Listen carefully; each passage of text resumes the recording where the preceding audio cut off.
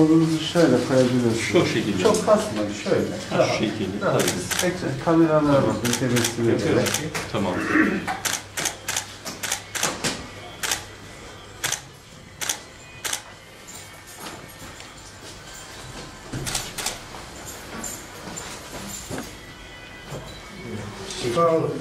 Hayırlı olsun.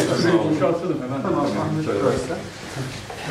Şöyle de tutalım. Vallahi şu an çok duyguluyum. İnanın böyle bir çalışmada bulunmaktan çok haz alıyorum. Burada emeği geçen tüm doktorlarımıza da teşekkür ediyorum. Böyle bir yerli ve milli aşıya imza attıkları için.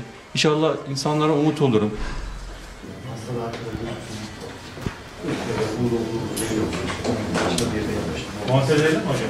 Erciyes Üniversitemiz Aşı Araştırma Merkezi tarafından geliştirdiğimiz COVID-19 aşımızın preklinik çalışması tamamlanmıştı. Bugün de ilk gönüllümüze aşımızı uygulamış olduk. Böylece faz 1 çalışmasına geçmiş olduk. Faz 1 çalışması yaklaşık 2 ay sürecek. İnşallah Ocak ayının ilk haftasını bitirmeyi planlamaktayız.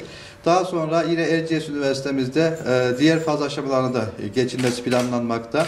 Üniversitemiz tarafından geliştirilmiş olan COVID-19 aşımız ve Türkiye'deki diğer merkezlerimiz tarafından geliştirilen COVID-19 aşılarımızla birlikte inşallah COVID-19'a karşı milli aşılarımız geliştirilmiş olacak ve en kısa zamanda insanlığımıza, vatandaşlarımıza sunulmuş olacak. Emeği geçen herkese çok teşekkür ediyorum.